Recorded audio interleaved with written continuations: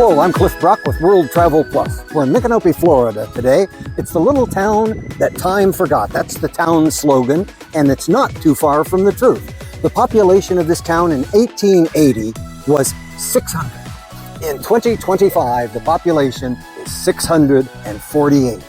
But people seem to love this little town. One of those people who really seem to like it here is Casey Daniels. Casey's been here a couple of months. Casey, tell us what you like about this little town. Micanopy is a place where I think you get to know your neighbors. You can walk down the street and wave at everybody, and everybody kind of knows each other. So I think you can come back here and it reminds you of kind of a childhood where everything was a lot simpler.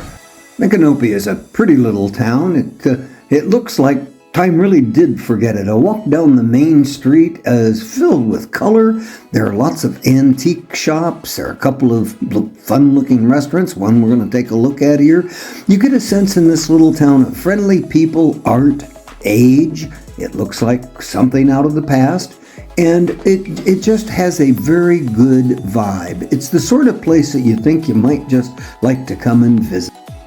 One place you might want to visit, but not too long, is the cemetery. Mid loves to come to these old cemeteries and look at the headstones and kind of think about what life might have been like in the late 19th century or whenever it is. This one is one that you don't want to miss. Even if you don't have time to spend the day in the town, this is still a pretty little town to drive around. There's some pretty houses. They're not fancy. They're not like what you'd find in Mount Dora, Florida. We'll post a video that we have up on Mount Dora, let you see the houses there, or in Madison, Georgia, another house with the highest number of antebellum homes in the United States. We'll post a link to our video there. But this town has some interesting houses. One, a greenhouse at the end of the main street, is Doc's house.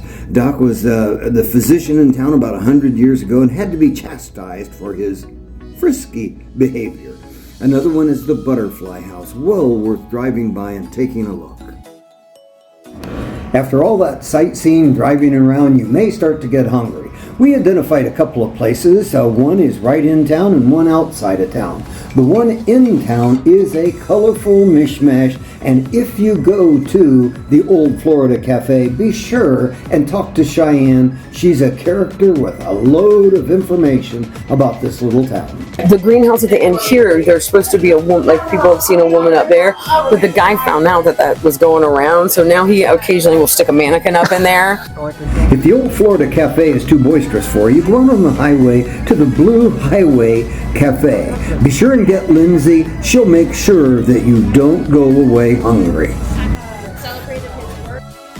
If you're exhausted after a day of walking, looking, seeing, and eating, find a place to stay the night. We recommend the Herlong Mansion right in town. It's only about a half a block from downtown.